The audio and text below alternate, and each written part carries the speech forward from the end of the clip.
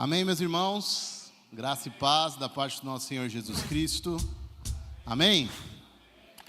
Que alegria estar aqui hoje recebendo todos vocês, podendo estar junto com vocês, glorificando e adorando ao nosso Deus. Amém? Quem está nos visitando, seja bem-vindo. Igreja do Servinho está feliz com a sua presença aqui hoje. Amém? Glória a Deus.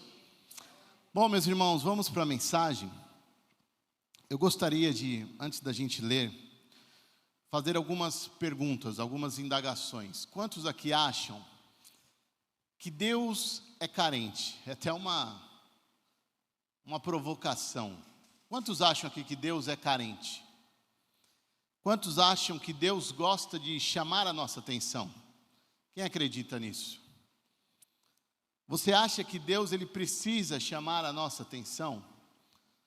Você acha que Deus ele é carente? E se eu te provar na Bíblia que tem uma espécie de carência de Deus, que muitas vezes Deus chama a nossa atenção? Então, será que isso tem na Bíblia mesmo? Será que tem isso na Bíblia? Quem acredita que isso tem na Bíblia? Tem que ter, né? Porque se eu vou pregar sobre isso, tem que ter. Abra comigo em Amós 4, versículo 6. Amós 4, 6. Vai estar no telão também.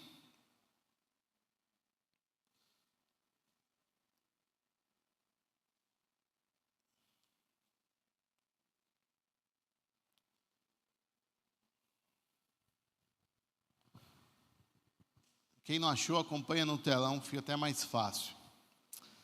Diz assim: eu trouxe fome sobre toda a cidade, escassez de alimentos sobre todo lugar. Nem assim vocês voltaram para mim, diz o Senhor. Versículo 7. Segurei as chuvas, quando as suas plantações mais precisavam delas. Enviei chuva para uma cidade, mas a retive em outra. Chovia sobre um campo, enquanto o outro secava. Andavam de cidade em cidade em busca de água, mas nunca havia suficiente. Nem assim vocês voltaram para mim, diz o Senhor. Versículo 9. Castiguei as suas plantações, e videiras com pragas e ferrugens. Gafanhotos devoraram suas figueiras e oliveiras. Nem assim vocês voltaram para mim, diz o Senhor. Enviei pragas contra vocês, como as pragas que enviei contra o Egito. Matei seus jovens na guerra e levei todos os seus cavalos. O mau cheiro dos mortos encheu o ar. Nem assim vocês voltaram para mim, diz o Senhor. Destruí algumas das suas cidades, como destruí Sodoma e Gomorra. Os que sobreviveram pareciam gravetos chamuscados, tirados do fogo. Nem assim vocês voltaram para mim, diz o Senhor. Amém? Feche seus olhos. Senhor Deus, nos dê a tua palavra nesta noite. Fale poderosamente a cada coração aqui. Tira do nosso meio, repreende do nosso meio todo ruído, toda interferência. E que a tua palavra seja transmitida de forma clara e audível. E que teu Espírito tenha total liberdade para agir em nosso meio. É o que eu te peço agora, em nome de Cristo. Amém. Amém? O que está acontecendo aqui? O que a gente acabou de ler aqui? Aliás, qual é a história do povo de Israel? A história do povo de Israel basicamente é isso. Um povo que foi escolhido por Deus, separado por Deus e para Deus, e que, hora e outra, se volta contra Deus. Deixa de buscar a Deus. Hora e outra, esse povo esquece de Deus e não adora mais a Deus. E aí, Deus vai tendo misericórdia e dando outras chances para ele. Então, basicamente, a história do povo de Israel é isso. Um povo que foi chamado para adorar a Deus, um povo que foi chamado para ser separado, para estar exclusivamente a serviço de Deus. Hora e outra se voltava contra Deus, se esquecia de Deus e começava a adorar outros deuses. E aí Deus, como é bondoso, misericordioso, dava mais uma chance, chamava o povo de volta Então, o que esse texto está mostrando aqui é um pouco disso. Um povo que está se voltando contra Deus, e nesses versículos aqui nós percebemos isso, uma espécie de carência. Porque Deus fala, eu fiz isso para chamar a atenção de vocês, e nem assim vocês voltaram para mim. Então se a gente parar por aqui, isso na nosso linguajar, no nosso entendimento, o que é isso? Quando eu chamo a atenção, faço de tudo para chamar a sua atenção, o que isso demonstra? Carência, sim ou não? É uma espécie de carência. Só que, será que Deus é carente mesmo? Será que é isso? Será que Deus ele é carente? Então, meus irmãos, quando eu li esse texto já tem 2 semanas que ele está mexendo comigo, que ele está falando comigo. E eu fui fortemente confrontado por Deus. Esse texto ele mexeu comigo. Esse texto eu usei para fazer aconselhamentos, para falar com outras pessoas, e eu senti a necessidade de compartilhar com vocês o que esse texto falou comigo e quer falar com cada um de vocês. Amém? Vamos começar no versículo 1 de Amós 4. Ouçam, vacas gordas que vivem em Samaria, mulheres que oprimem os pobres, esmagam os necessitados e pedem aos maridos, traga-nos mais bebidas. O que essa expressão aí, quando começa, vacas gordas, quer dizer? O que isso remete? Quem ouvindo isso lembra de algum episódio?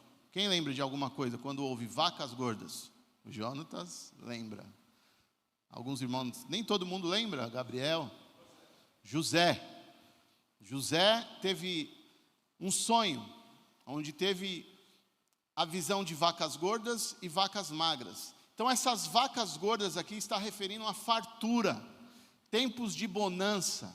Então está querendo dizer, mulheres, vocês que estão aí vivendo nessa fartura, vocês que estão fartas, esbanjando, estão fazendo tudo isso à custa do quê? Da pobreza dos outros, dos necessitados. Está escrito isso. Mulheres que oprimem os pobres, que esmagam os necessitados e pedem aos maridos, tragam-nos mais bebida. Vocês que estão explorando os outros, que estão esmagando os necessitados, e ainda está pedindo para os seus maridos trazer vinho. O que o vinho simboliza? A alegria, a festa. Vocês estão pedindo para os seus maridos, a gente quer festejar mais. A gente está precisando festejar mais. A gente está precisando esbanjar mais e mais. Mulheres que fazem de tudo para ostentar e se aprofundar ao luxo. Eu não sei para quem eu estou pregando aqui, mas Deus pediu para falar sobre esse texto. Mulheres que estão fazendo de tudo para se ostentar, para se afundar no luxo. Usam o seu poder de sedução, de persuasão para viver uma vida de ganância. Porque, seja sincero comigo, quando uma mulher quer alguma coisa do marido, ela consegue, sim ou não? Quando a mulher quer, ela consegue. E Samuel até falou esses dias, o apelo das mídias, o apelo da propaganda, o que é? Para conseguir atingir o público masculino, o que eles usam? Mulher. Ele não vai pôr um homem musculoso, sarado, para atingir um homem, não. Ele vai pôr mulheres. Então essa é a estratégia desde lá de trás. Então, meus irmãos, já é a primeira lição. Vamos tomar cuidado com isso. Mas vamos continuar, versículo 4.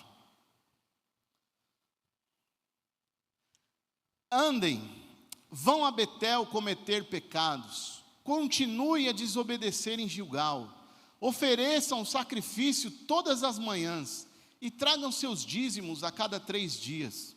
Apresentem seu pão com fermento, como oferta de gratidão, entreguem suas ofertas voluntárias, para saírem se gabando delas. É o tipo de coisa que vocês, israelitas, gostam de fazer, diz o soberano. Esse versículo começou a mexer muito. Vão continuem aí com essa vida de pecado, continuem a cometer pecados, e depois vão lá e ofereçam sacrifícios, vão lá e falam assim, pelo menos eu dei o meu dízimo, pelo menos eu cumpri o meu ritual religioso. Aliás, se eu não der, o devorador pode acabar com a minha ganância. Se eu não der, o devorador vem e destrói, e aí eu perco essa vida de ostentação, essa vida de luxo. Então eu não posso, por mais que eu não queira mais largar o pecado, mas pelo menos eu vou lá no domingo e pago, financio a minha vida de luxo, a minha vida de ganância. Eu vou lá, ofereço uma oferta de gratidão. Eu vou lá na igreja do Servinho, pelo menos lá em novembro, quando tem o culto da gratidão, e tem que ter meu testemunho. Mas a minha vida, eu não estou nem aí com a minha vida. A minha vida com Deus, não, deixa para lá. O importante é eu não perder os rituais que envolvem a vida religiosa. Vão lá, entregue ofertas voluntárias. E aí diz bem claro aí, né? Para que eles estavam oferecendo essa oferta voluntária aí? Para quê? Versículo 5. Entregue suas ofertas voluntárias para quê? O que está dizendo aí, meus irmãos? Saírem se gabando delas. Para mostrar para os outros, olha lá, eu dei, ó o tanto que eu dei, ó, você está vendo aí? Olha aqui meu testemunho, ó. Vão lá, entrega suas ofertas, para você depois sair, sabe, se gabando, falando que você deu mais, que você tem mais condição. E diz claro aí, né, por isso que vocês gostam de fazer isso. E aí agora, meus irmãos, o versículo 6 começa a chegar a parte que eu chamo de carência de Deus, mas nós vamos entender o que isso significa, tá? Quem estiver assistindo pelo YouTube, não pule esse vídeo, não me chame de herege, calma, não estou falando que Deus é carente não, calma, vamos ver o que esse texto está querendo dizer. Eu trouxe fome sobre toda a cidade, escassez de alimentos sobre todo lugar, nem assim vocês voltaram para mim, diz o Senhor. O que Deus está falando aqui para esse povo, e traz de lição para mim e para você nesta noite? Deus ele está falando, eu estou aqui naquilo que é mais básico, naquilo que é mais fundamental para a sobrevivência humana. O que nós precisamos que é básico. No entanto, a gente até chama isso de não sei o que básico. O que é? O que é mais básico para a sobrevivência nossa? O que? Alimentação. Nós até chamamos de cesta básica, não é? A cesta básica. Tem aquilo que é básico para a nossa sobrevivência. É o alimento. É o alimento, aquilo que é fundamental. Ele está tocando na fome. Só quem teve fome sabe o que é isso. Só quem já passou necessidade ao ponto de não ter o que comer, sabe o quanto isso é importante. A minha mãe sempre conta um testemunho, talvez eu vou contar errado aqui, você me corrige aí. De uma situação, eu sempre lembro desse testemunho, é um testemunho forte da nossa família. De uma época que não tinha dinheiro para nada, sabe quando você tem o dinheiro contado para você ir lá no mercado e comprar um pacote de arroz? Um pacote apenas de arroz.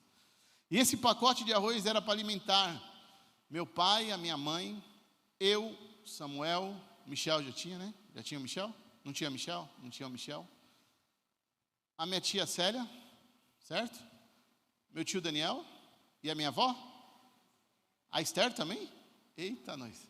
A Esther também. E quem mais? O Moacir. E quem mais? Só? Só isso. Só isso. Um pacote de arroz para alimentar a minha mãe, o meu pai, eu, Samuel, a minha tia Célia, a minha tia Esther e o meu tio Moacir.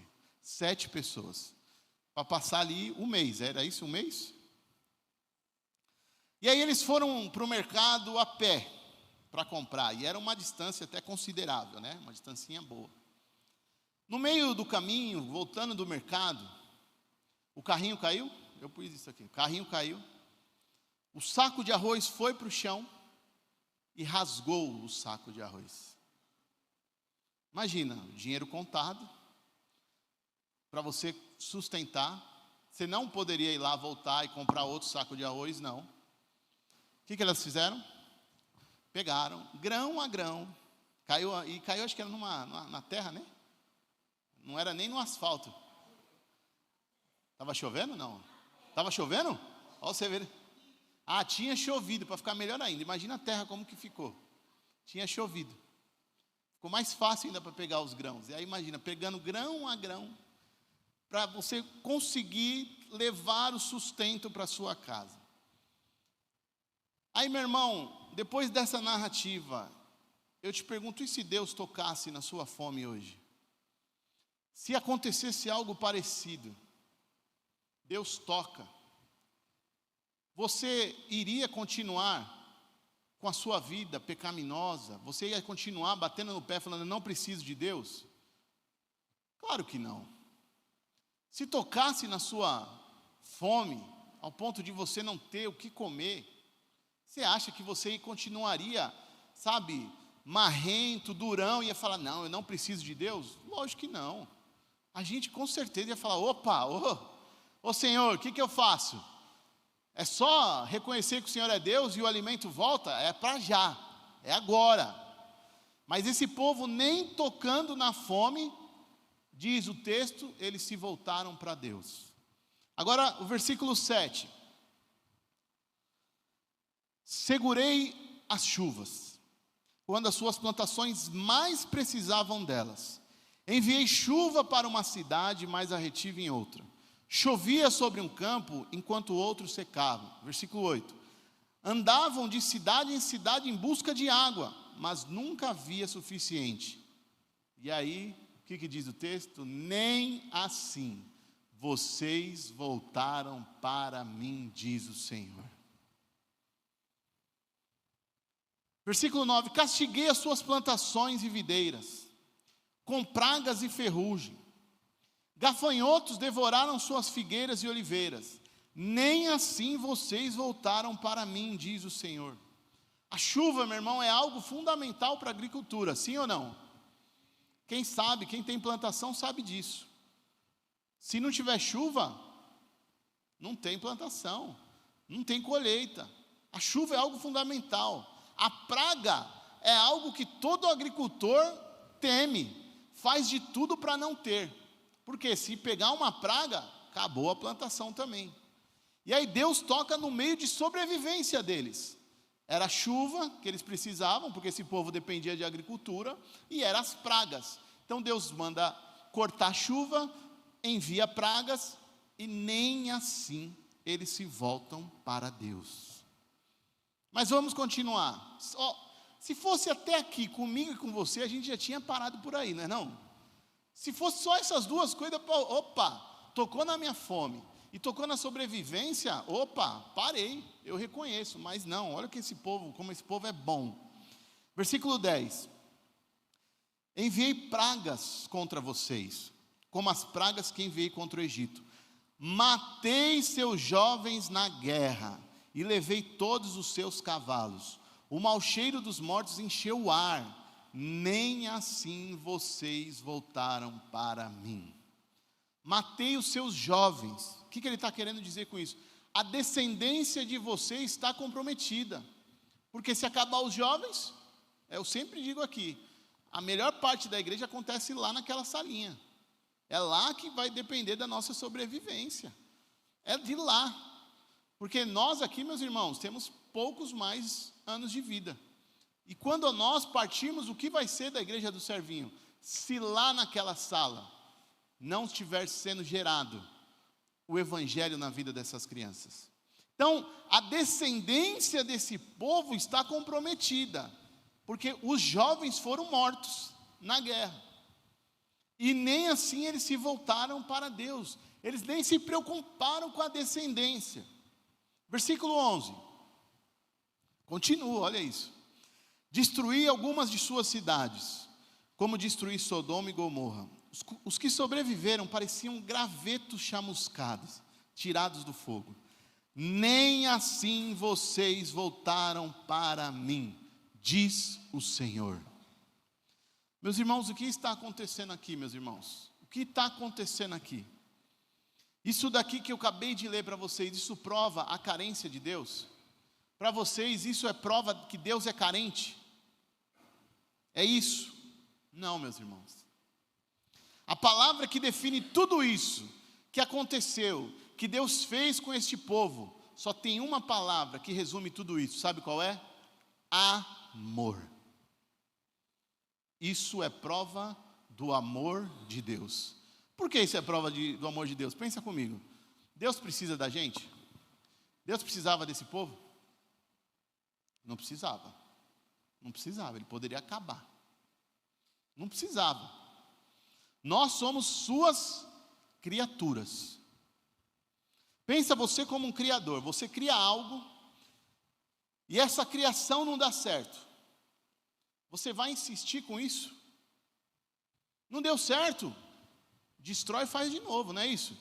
Qual que é o básico? Não deu certo, a gente vai lá, não vamos perder tempo com algo que não deu certo.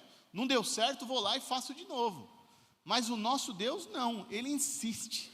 Deus sendo autossuficiente, autoexistente, todo-poderoso, mesmo assim Ele insiste em nos amar.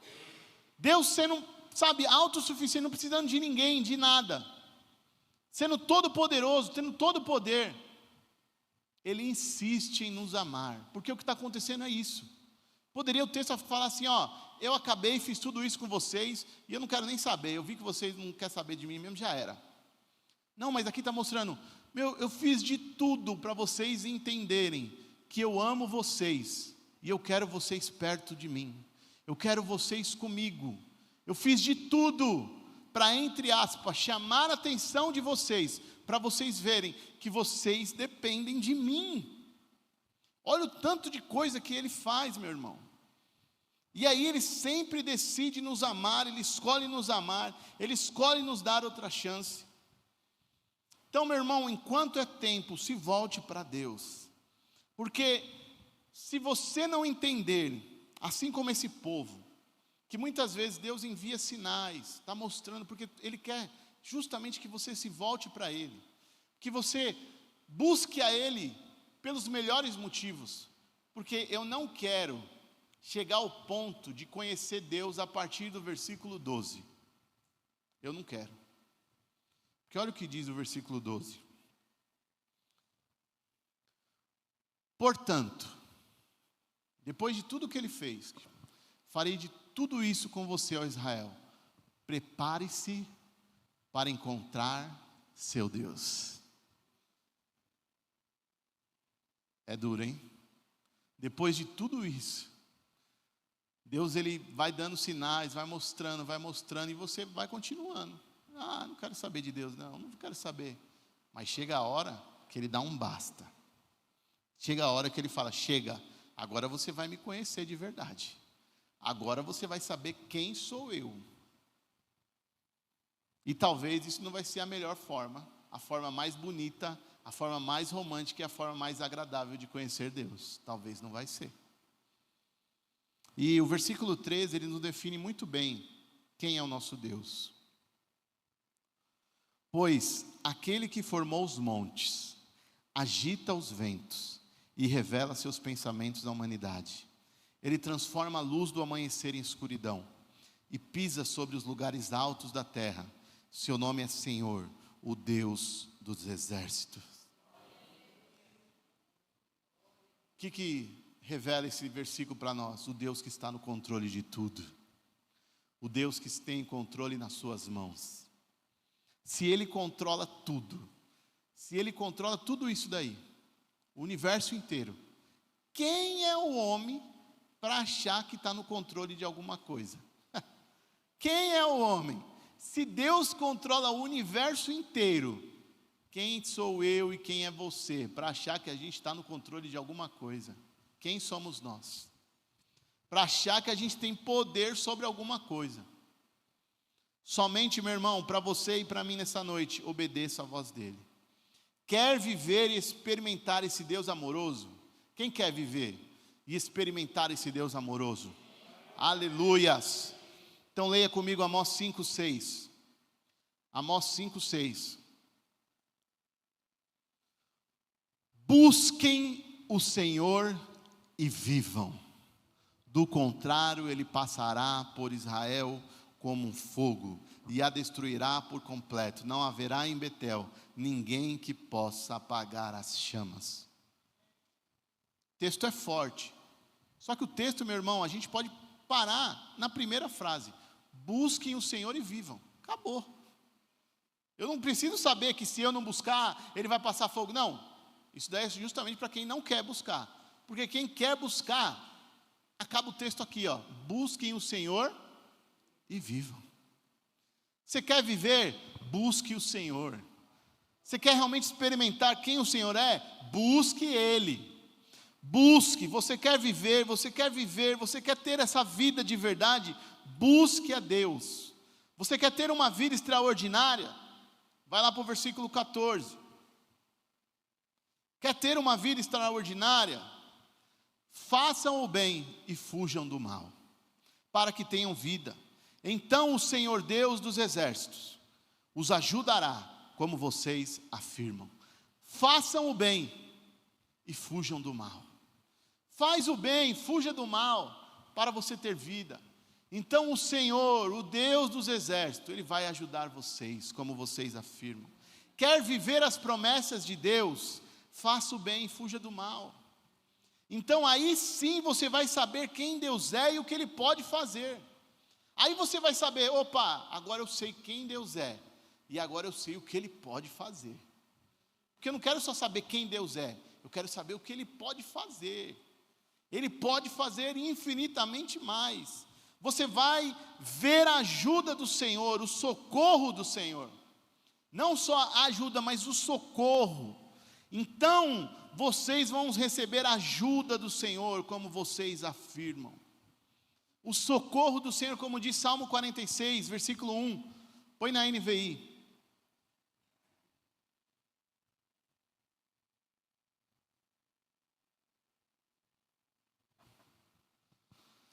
Deus é o nosso refúgio, a nossa fortaleza, o auxílio bem presente nas adversidades, ou no tempo de angústia.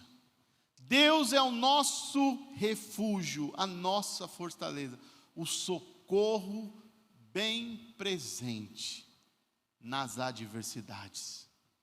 Sabe o que esse texto está dizendo, meu irmão? No momento que vier a adversidade, no momento que vierem as lutas, você vai conhecer o socorro presente. O socorro que você precisa naquele momento. Na hora que você mais precisa, você vai receber do Senhor o socorro, a ajuda, o auxílio. Porque Ele é a sua fortaleza, Ele é o seu refúgio. Mas só experimenta isso quem tem Deus como refúgio, quem tem Deus como fortaleza. Sabe o que é um refúgio? É o lugar de abrigo, meu irmão. Sabe o que é uma fortaleza? É o lugar onde que lá as lutas, os problemas não conseguem te acompanhar, não conseguem entrar e pegar você.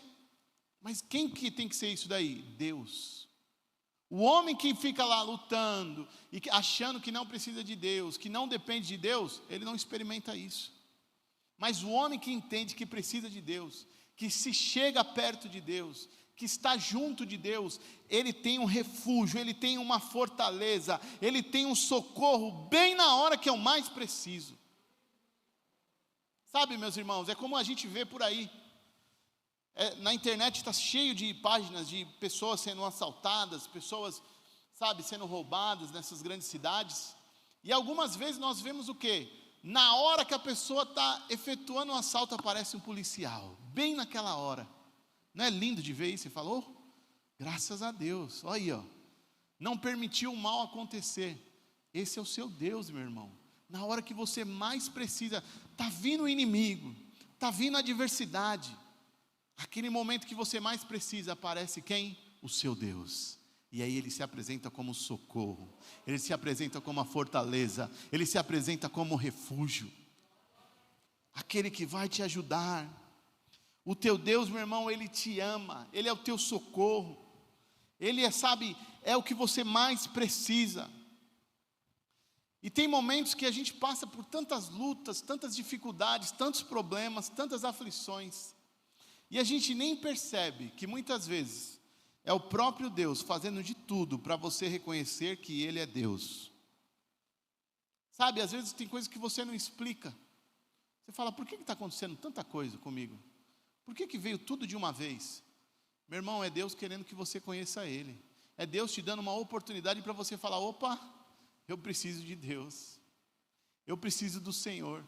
Tem uma frase que eu sempre tento lembrar ela, e na hora que eu mais preciso lembrar, às vezes eu esqueço.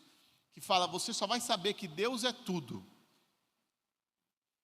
Não, você só vai saber, quem sabe dessa frase? Você só vai saber que... Fala, Carol. Aí procurando no Google? Então vai. Você só vai saber que Deus é tudo quando Ele for tudo para você. Alguma coisa desse tipo. O que é, Carol?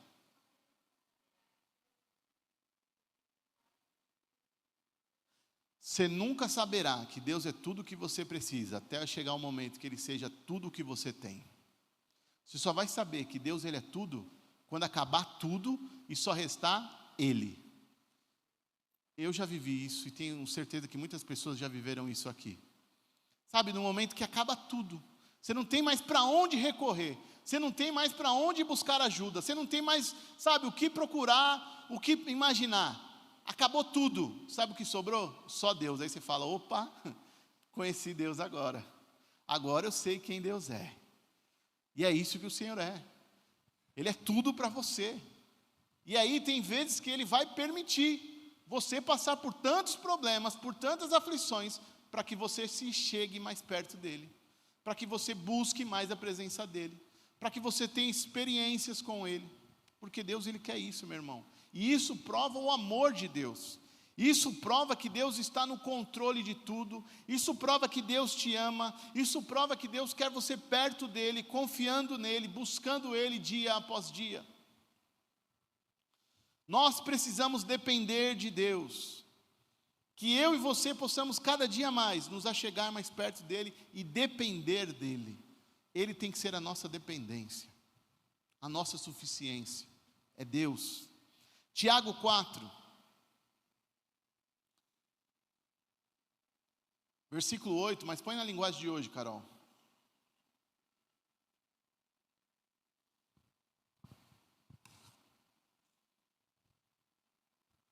Ventilador aqui faz a diferença.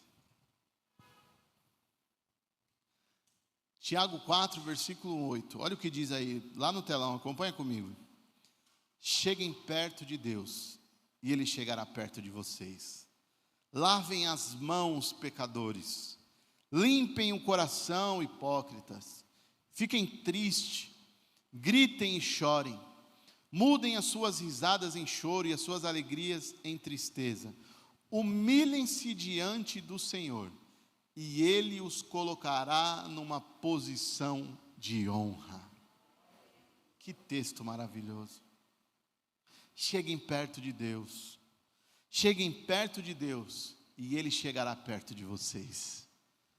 Ô meu irmão, não sei se você tem a complexidade, a dimensão de entender um versículo desse. Imaginar um Deus que tem o controle de tudo, que tem o universo nas suas mãos. Fala, se a gente chegar perto dEle, Ele vai chegar perto de nós. Meus irmãos, o que é isso? Que loucura é essa? Um Deus que chega perto de nós. Nós que somos, sabe, tão pequenos, pecadores, falhos. Muitas vezes estamos vivendo esse texto aqui. Deus está fazendo de tudo para que a gente reconheça que é Ele, que nós precisamos dEle. Nós continuamos a fazer do nosso jeito, a buscar do nosso jeito, a querer resolver as coisas no nosso braço, na nossa força. E Ele chega e fala, cheguem perto de mim e eu vou chegar perto de vocês. E Ele pede, lavem as mãos, pecadores. Limpem o coração, hipócritas. Porque eu sempre falo isso, meus irmãos. Se tem uma coisa que não tem como colocar máscara no nosso coração, no seu coração você não coloca máscara. A sua cara você pode colocar máscara, você pode chegar aqui de terno, gravata, com a melhor roupa, fazer uma cara bonita e todo mundo vai falar, está tudo bem. Mas o seu coração, não tem como. Não tem como. Quando Ele vê o nosso coração, Ele sabe quem a gente é. E por isso que Ele fala, limpem o coração. Deixa de hipocrisia. Deixa de querer ter uma vida que não é a vida que condiz com a verdade. Seja sincero e transparente. E o sincero, eu sempre lembro isso, eu aprendi com um pastor lá em São Paulo. O sincero vem do sem cera, né?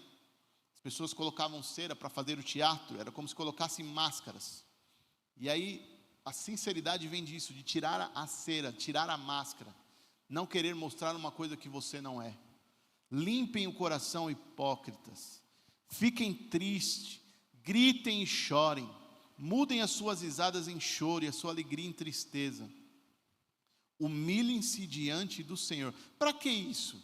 Para que eu tenho que ficar triste, gritar, chorar, mudar as minhas risadas em choro, a minha alegria em tristeza? Porque tem momentos que a gente tem que realmente ser verdadeiros, sinceros. Tem momentos que é para a gente chorar sim. Tem momentos que é realmente para a gente gritar, chorar. Tem momentos que a gente tem que ficar triste sim. A gente não adianta querer dar risada no momento que a aflição está vindo, não tem como. Mas conforme a gente vai entendendo que é Deus que está no controle, que Ele está dirigindo, guiando as nossas vidas, a gente se humilha diante do Senhor. E aí o que acontece no versículo 10? E Ele os colocará numa posição de honra.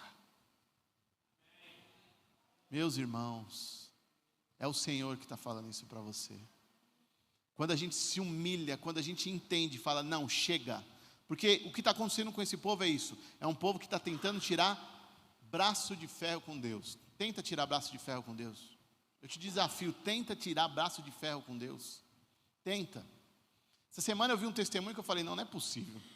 Não é possível. Um casal que eu tenho aconselhado lá em São Paulo, a pessoa precisava ir à apresentação da filha, que ia acontecer num dia, ela começou no serviço novo. E ela não queria pedir para trocar de horário. Por uma questão, às vezes, pode ser até de orgulho. Não queria pedir para trocar de horário. Não queria. A apresentação ia ser na quinta-feira. Quando chegou na quarta-feira, a gerente da loja dessa pessoa falou, eu preciso que amanhã você troque o horário que vai começar uma pessoa nova aqui. Eu preciso que você entre no horário mais cedo. Tenta tirar braço de ferro com Deus. Tenta para você ver. Não, nem se, assim, num cenário, numa imaginação mais louca, sabe, a gente pensar numa coisa dessa, às vezes a gente quer que aconteça isso, né, e não consegue. Eu precisava tanto, mas a própria gerente chegar na pessoa e falar, amanhã você tem que entrar tal horário, que era justamente o horário que ela precisava entrar, e ela não queria, sabe, por uma questão de orgulho, para depois, sei lá, mas aconteceu. Eu falei, não é possível. Quando eu vi isso, eu falei, não é possível que eu estou ouvindo uma coisa dessa. Quando isso iria acontecer? Quando? Mas sabe o que é isso, meu irmão? Deus está no controle de tudo. Não tente tirar braço de ferro com Deus. Não tente, porque esse povo está tentando fazer isso. Esse povo está tentando, Deus está fazendo tantas coisas. Você viu o tanto de coisa que aconteceu aí em Amós 4? O tanto de coisa que aconteceu, e nem assim esse povo se arrependeu, reconheceu que era Deus. Tanta coisa aconteceu. E aí chega o versículo 12, ele fala, chega, agora vocês vão saber quem sou eu de verdade. Então, meu irmão, eu e você, nós temos que entender que precisamos estar perto de Deus. Que Deus é carente de forma alguma. Deus não tem carência nenhuma. A carência de Deus, que eu tentei falar sobre a carência de Deus, é Deus te ama. Deus não é carente, pelo contrário, Ele ama você, porque Ele não precisa de nenhum de nós. Ele não precisa chamar atenção, Ele não sabe ficar, ai meu Deus do céu, Ele não olha mais para mim, eu preciso tanto, não. Mas Ele vendo tudo isso, sabendo que nós somos pecadores, somos falhos, Ele continua nos amando.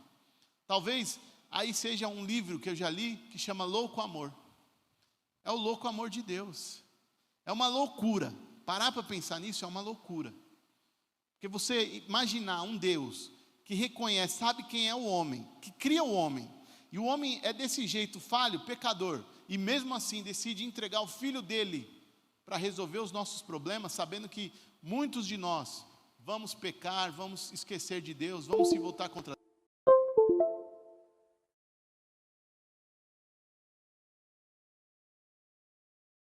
Deus. Glória a Deus. que nós hoje vivemos a loucura do amor de Deus. Nós temos a chance de viver isso, viver realmente o amor de Deus, e temos a chance de colocar o versículo 10 de Tiago 4 em prática. Nós devemos nos humilhar diante de Deus, dia após dia, reconhecer que nós precisamos e dependemos dEle, e aí sim Ele vai nos colocar numa posição de honra. Amém? Fique de pé.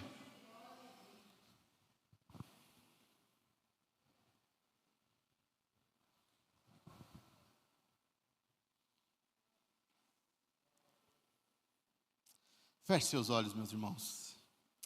Meu Deus, obrigado, Pai, pela Tua palavra. Obrigado, Pai, porque mais uma vez ela tem nos confrontado. E eu quero viver a Tua palavra, Senhor. Eu quero viver realmente dia após dia o Teu amor. Eu quero, Senhor Jesus amado, me humilhar, reconhecer que eu não posso viver, Senhor Jesus amado, de acordo com a minha vontade, mas que eu preciso da Tua vontade. Eu preciso, Senhor Jesus, depender do Senhor. Eu preciso, Senhor Jesus amado, me chegar mais perto, cada dia, mais perto de Ti. E eu sei que quanto mais perto eu for, mais perto o Senhor vai estar de mim. Porque é o que o Senhor disse aqui em Tiago 4. Chegue mais perto e eu vou chegar mais perto de Ti. Eu quero, Pai, dia após dia, Pai, depender do Senhor. Perdoa, Senhor Jesus amado, muitas vezes a nossa dureza, muitas vezes, Pai amado, a nossa arrogância, nosso orgulho, a nossa soberba. Muitas vezes nós achamos que não precisamos de Ti. Temos, Senhor, ido por nossos caminhos, pelos nossos, Senhor, desejos, pelas nossas vontades. Mas cada dia o Senhor tem realmente mostrado que o Senhor nos ama. O Senhor nos ama. E o Senhor realmente mostra, Senhor Jesus amado, que o Senhor se importa conosco. O Senhor muitas vezes permite que passamos por tantos problemas, por tantas aflições, para a gente reconhecer que só o Senhor é Deus. Só o Senhor é Deus. Mas reconhecer que somente Tu és o meu Deus. Tu és o meu Senhor. Tu és o meu pastor. Oh Senhor Jesus, contempla cada um aqui nesta noite, contempla cada família aqui, Senhor Jesus. Vá de encontro a cada necessidade, vá de encontro para cada situação aqui, Senhor. Tantos que estão passando por problemas, mas que eles possam, Senhor, a partir desses problemas, se chegar mais perto de Ti. Que a partir desses problemas eles possam ter um encontro contigo, viver, Senhor, a Tua vontade que é boa, perfeita e agradável. Em nome de Jesus, é o que eu te peço e te agradeço. Amém e amém. Meus irmãos, semana que vem, acho que esquecemos de avisar, nós vamos ter aqui a continuação daquilo que começou no Café na Mesa, que é sobre saúde mental. Então nós vamos ter aqui um pastor psicólogo no domingo que vem, falando sobre saúde mental na família. Amém?